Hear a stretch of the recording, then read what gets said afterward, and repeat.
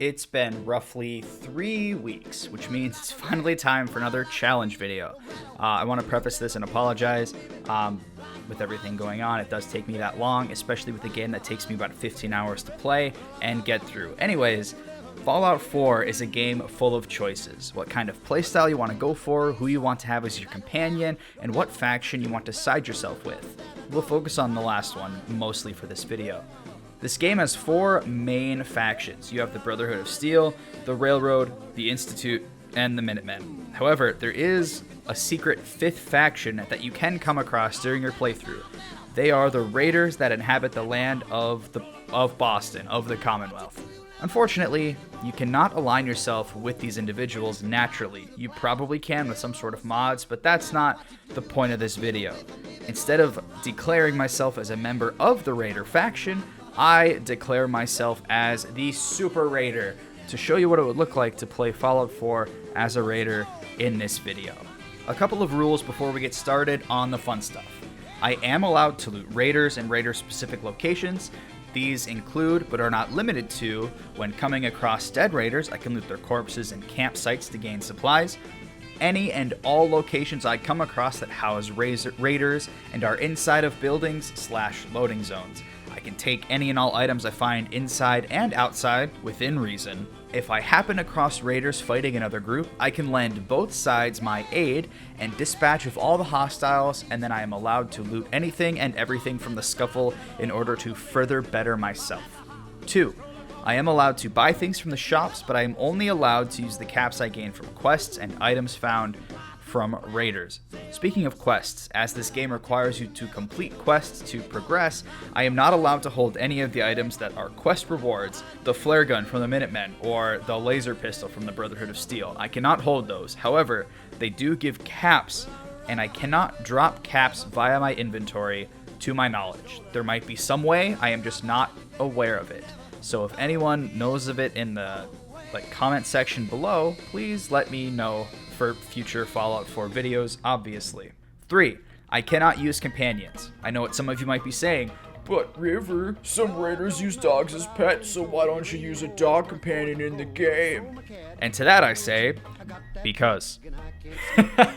Anyways, later on in the video, I had a companion for a very small amount of time. It is from the combat zone, and unfortunately she did not like the way that we had our main source of healing, so we did send her off to live with the dog on the farm. I think that is all of the rules and the stipulations of said rules, so let's get into the part you all clicked on, the video, after a short break to talk about all of the prep work. For my stats, here they are. I write scripts after I record all of the gameplay. I kind of need to change that in the future. I know it's just really bad, and I'm like, let's go, it's a challenge. I need to stop improvising here.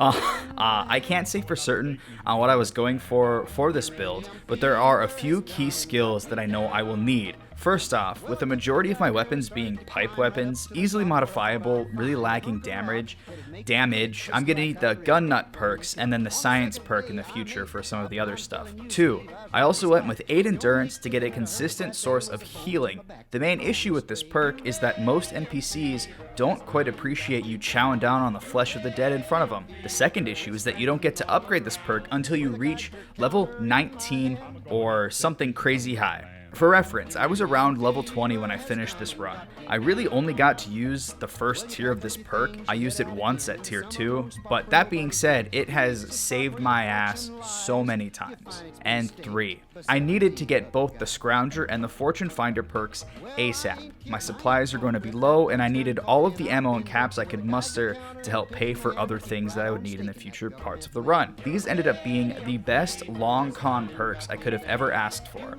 Every container I could look through had the chance to hold any type of ammo or a handful of caps that all builds up over time and could mean the difference between hearing a bang or a click when pressing the trigger. Now, enough about all of that prep work and intro stuff. It is time to talk about how the run went.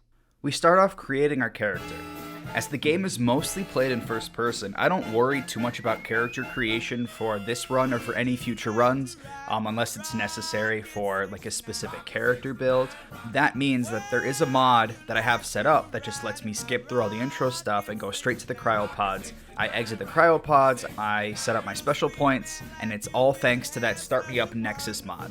I then continue down the intended path, punching all of the rad roaches but not harvesting them, because this is not a raider stronghold, this is just the vault. I then find the Pip-Boy and open the vault to start my journey to find my missing son. Rather than stopping by my old house, I decide to immediately go across the bridge where I find my first set of armor and weapons. On my way towards the distant gunshots, I disturb a couple of mosquitoes that just sat down to have their mid-afternoon drink, and then I continued on towards them to find a batch of my fellow raiders hunting down a man, shooting them with a weapon from the cosmos. It's a laser musket. For some reason, they start attacking me instead, and I got to play a beautiful game of rock, paper, scissors with a fellow who also carries a tire iron. After being called into the museum to help out my fellow raiders clean up the resistance, I get my first level up and put the point into the Scrounger perk. I won't mention every level up, but I feel like I should at least mention what a couple of the first ones are. Entering the museum, I help clear out everybody that I can and decide that I am not allowed to loot the place, as at the time I still had the rule in my head where I can only loot raiders in raider specific locations. It was only after I realized I was going to run low on supplies that I decided to change that up and loot any place where there is raiders present. Within reason, of course. This is a challenge run, not just a normal playthrough. After scaling my way down the museum in the most convoluted way possible, I cleared out the raiders attacking me, and to my surprise, a Deathclaw decided to pop out and join the party. So I did what any sane individual would do: hide in the only place he couldn't get me and shoot him with my newly acquired shotgun.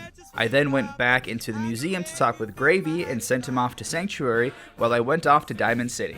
My next perk point was spent on the Cannibal perk, as raiders do eat people in this game. I probably won't go over any other levels that I talked about earlier in the video, but I just wanted to let you know what my first couple of perks were so you could see how early I tried to develop my character and how long I went with tier 1 of the Cannibal perk. On my way to Diamond City, I ran into 2 merchants to get rid of my excess items and try to get a few bits of equipment to keep me alive longer. First was Trashcan Carla, sitting on the side of the road, and second was Wolfgang, who was trying to get paid for his goods and services. After helping Wolfgang and his pals, I went to the Super Duper Mart and got mauled by ghouls. I really need to buff my supply of ranged weaponry and ammo because a tire iron is not cutting it, and I don't want to waste too much of my limited shotgun, as this is my main source of heavy damage for the time being. Contrary to that, I found my way to Kendall Hospital to deal with the raiders there, and handle the surprise left in the basement. This fight showed me just how valuable and helpful explosives and drugs are going to be in this challenge. When your main weapons are pipe-based, you take all of the firepower you can get. But this is not the last of the fun murder lizards trying to make my innards outwards. It gets much, much worse. To get this out of the way now, so I don't have to talk about it every time, a decent amount of this run involves fast traveling to and from raider locations to loot the area, store junk, make weapon modifications, and sell the excess to vendors. Just assume that whenever I clear out an area that I can loot, I spend the next 30 to 60 minutes to harvest it for every last screw and nail to make sure I can afford to continue on living. There is probably some sort of political commentary there, but I don't care enough to make the joke. I finally made it to Diamond City. This was my hub after every looting expedition. With the amount of vendors and the variety of items, I only went here to sell stuff starting from this point. In order to keep this from the weakest melee-only run of Fallout 4, I did stock up on plenty of ammo and healing supplies from time to time. I don't remember if I purchased any weapons from the vendors, but if I did, it was well earned, as the common raider armor was selling for less than 10 caps on average. I then stopped by Nick's detective agency to have him find my boy, but it turns out that he got lost investigating some other kidnapping. That doesn't bode well for me, but he is all I got to find my missing child. On my way to find him, I asked a few green men how my skin looks after being underground for so many years. Their response, and I quote, "You could really use the nuclear glow. It really brings out your eyes." However, I didn't realize that they meant my eyes would literally be brought out of my skull as they blew up a mini nuke in front of me. I also explored Hubris Comics, but promptly left after I ran out of explosive ordnances. I met up with my buddy Swan and just let him sleep because he gets cranky when he doesn't get enough beauty sleep. Hey guys, it's post-production River here. Unfortunately, I misread that as Swan. It's Tourbot. I see it now. It's too late to go back into the footage to get this clip, but I went to Swan's Pond. I saw him. Here's Tourbot. Now, back to the video. Made it to Park Street Station to rescue Nick, but unfortunately, there were too many finely dressed men in the way that just didn't have enough bullets for their guns. Being the nice guy that I am, I allowed them to take a few of mine. Finally rescuing Nick from his prison and then settling his score with Skinny Malone, I did not have high enough charisma to even attempt talking my way out of the situation. Instead, I decided to take the wide variety of drugs that I have acquired and absolutely decimate Skinny Malone. I also used the most explosive ordnance I have, this missile launcher I stole from the hospital. I then went to clear out the combat zone and possibly get myself a companion in Kate. We couldn't really see eye to eye when it comes to how well she handles the dead strewn about and my way of cleaning all of that up, so I decided to part ways with her. I found Goodneighbor and almost got mugged, but then got my revenge when the leader Hancock finally got rid of the scum of this town. Made my way into Haymarket Mall, and for those of you that know Fallout 4, know just what I'm getting myself into at the end of this place. The good before the shitstorm that is coming is I found my first legendary raider. He was holding a legendary 10mm, which gave 25% bonus damage. This gun becomes a staple because of that legendary buff. I only found 4 legendary raiders this run, and I don't believe the other ones had anything too exciting. After clearing out the mall, I make my way up to the top, where 2 alpha murder lizards are waiting to rip that newly acquired weapon from my still very much alive arms. Still on some sort of murder high after killing those lizards, I decided to follow the railroad's trail and meet up with them. They did not like my answer to their riddles, so they declined me membership. I showed them how I really felt by exploding them where they used to stand. Glory's minigun is the hardest part of this fight, but as long as you're fast enough to kill her, and the agent who decided to pick up her shotgun or her minigun in the middle of the fight, and you hide behind the pole, you're saving time in the future. After clearing the railroad out, I find my way to the federal ration stockpile. The only thing of note here is that it took me so long to get through it and loot everything that the enemies outside actually respawned as I was ferrying supplies to and from my settlements. I then go back to Nick to tell him my life story, and here's where I decided to only click the B option for dialogue for some reason. During this run, I just really wanted to be an asshole, but the game would not progress unless I clicked some other dialogue options. So there you go. Random fact of the run is done. I just wanted to be an asshole sometimes, and really mainly only mashed the B button. After the interview, Nick and I went off to Kellogg's house to find out where he took my kid. We found a way to track him, so Nick called over the dog, and then I promptly teleported to Fort Hagen because I already got it on my map and the dog's subplot takes way too damn long. I then proceed to make my way through all of the synths in the fort and finally meet up with Kellogg. Similar to how I handled Skinny Malone, I popped too many drugs and tried to show him what the missile would do to your legs if shot from close proximity. Going back to Nick, and he tells me I need to get back to Goodneighbor and go through everybody's favorite part of Fallout 4, the memory den. I am then tasked with going through the Glowing Sea to find a runaway Institute scientist. The Glowing Sea was no pushover. With my limited radiation resistance, my low stock of supplies to help with radiation poisoning, and my main source of damage being a pipe rifle, this was going to be a fun jaunt. And by fun, I mean I am going to be terrified, dazed, and confused until the map marker sends me into the necessary cave to get away from it all. Virgil tells me to go find the Courser in Green Tech Genetics, and I almost died while fighting him. In order to let off a little steam, I decided to not save the trapped synth, and instead reset her to factory default settings. After ripping out the computer from the Courser's head, I tried to skip part of the game and decode the chip myself, but I needed to make a couple of pit stops to Goodneighbor and then to Railroad HQ before that could happen. I was able to decode the chip and then went back to Virgil to have him tell me how to get into the Institute. I tried to build a teleporter myself, but I relented and let the Minutemen help me. They would do so after I decided to recruit more settlements for them. While I was out doing so, I got attacked by Casper the Unfriendly Ghost. I thought it was the raiders around the area, but after dispatching all of them, I kept getting shot from point blank range. I think it's the ghosts of the people I've eaten coming back to bite me in the ass, but that is a quote for a future part of this video. Some questing later, and I am back to get the teleporter stuff, and off to the Institute I go. A strange man tried to approach me, so I did what any sensible raider would do. I filled his body with bullets and feasted on his flesh for dominance.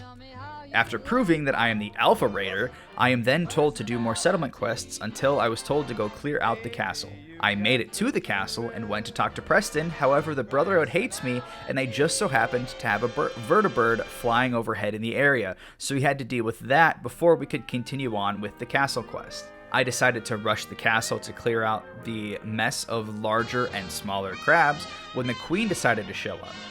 Side note, I do own a Fat Man and a couple of mini nukes at this point. I am dumb, however, and forget to bring them outside of Red Rocket. They will never make an appearance, but I just want you to know that I have them.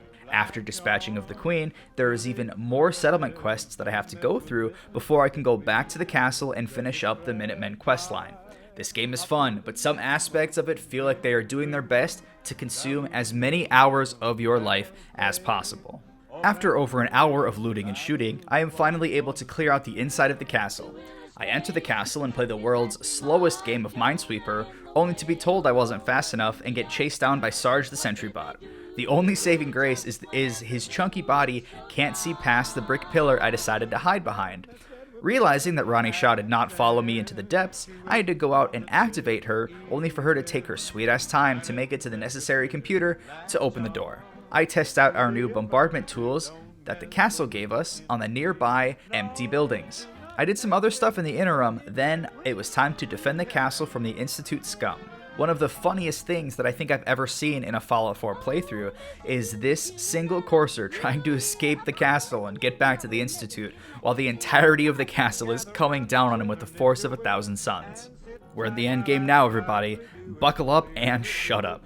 I was told to go clean out the sewers to make my way on the inside of the Institute. While doing so, I entered this room full of clapping monkeys. Finally making it into the Institute, bringing in the cavalry to take over the Commonwealth and to dispatch of the Institute and all of the horrors that they do. Unfortunately, after this, the game starts falling apart. Doing my best to recycle all of the parts of our members, deceased or otherwise, I decided to use a nearby corpse to replenish some of my health. Preston was not too happy about that and had the entire militia turn on me at that point. This was the final nail in the coffin for this run. Long story short, I was able to clear out the Institute, blow it up, and do all of the necessary things to finish the quest at hand, all while Preston was shooting at me whenever he could. I thought things would be different after we had to escape, but alas, that is not the case. I spent a decent amount of time trying to get Sturgis to allow me to teleport outside of the Institute. After plenty of Googling and console commanding, I got my way outside, and then I got the worst soft lock possible in the game. Preston Garvey did not want to talk to me. He wanted to talk at me. He was still hostile. I spent about 30 minutes trying to figure out a way to progress the game, even force completing the current quest to see if that would help. Nothing did, and I was stuck on this rooftop until the end of time. So, to answer the question, yes. Technically, you can beat Fallout 4 as a raider. However, I did not because of the game breaking, and even allowing that to happen in the first place is horrible. I don't know why they would allow you to have them turn against you at the end of the game and then not become friendly when the quest ends. It just kind of breaks the game in a really stupid way. To wrap up this video, I thought we would talk about some of my ending thoughts about the run. It was very fun. I enjoyed the fact that I had to rely on perks more than just getting super strong equipment and blitzing through the game. The one thing I would have changed would be allowance of companions. Even if you only use them for melee combat, carrying all the loot by myself was a long task. It was easily like a third of the total playtime ferrying to and from locations. Hey guys, post-production river again. I have kind of a bullet point list to go over, but this is mostly unscripted. So one of the couple of things I want to talk about is in the description, I will have a link to a Google form, and you can input your runs there, just in case if you don't have a YouTube account and you can't or you don't want to comment on the video, you can throw your submission in there and I could be able to see it. Just make sure that you have the name that you want me to address you as if I take inspiration from your content. Second, should I keep a log of all these runs and their times? Just some like basic information for them, just so that way you can use it as a reference with a link to the video to kind of watch, just to see the long list of challenges that I have. 3, all the gameplay that you see, all of the like stuff that I talk over is on an unlisted playlist. I don't want to clog up my subscriber feed with just all of useless information. I just really want to give you guys the stuff that I want to put out there. So if you are ever interested in looking at my content, looking at just like how long this stuff actually takes, or just weird Fallout videos to watch while you fall asleep, you can watch this. It's in a playlist with the proper name. It has all of the B-roll, but it's just a little something extra in case you wanted to take a peek. Finally, I've been reading and replying to a lot of Doom, my last challenge videos, comments. I will not be doing that once this goes live, just to keep everything sane. I've been replying to comments almost every day, which is amazing. I'm so happy people are commenting on it, giving me suggestions, just telling me how they feel about the video. I legitimately really appreciate it, but I will go crazy if I have to start replying to all of my comments all at once. So, to keep things sane, to keep things like good for my brain, I will only be reading and responding to these comments unless there's one that really pops out to me at Doom that I could take inspiration from. I love you all. I really do appreciate all of this. I would be doing this and just putting it out in the void with you guys watching it and enjoying it. That's awesome. I really appreciate it, and it makes me feel like I'm not just yelling at a wall for 30 hours putting this stuff together. But with all that being said, I will let the outro speak for itself, but honestly and genuinely, thank you so much for all of this. These take me an insane amount of time to put together, and I'm just glad that you are all being very patient and willing to wait the 3+ weeks to get these extra challenge videos put out. So I will take it back to pre-recorded River, and I hope you have a wonderful day. With that being said, thank you for watching, and please let me know what other challenges you would like to see in the future. I do have a playlist that gets added to whenever I finish my videos, so check that out if you're interested in more challenge runs. Now, I will see you all in about 3 weeks with another challenge video. This one is involving Stardew Valley. Thank you all again, oh so very much for watching this, and hope to catch you next time. Peace out.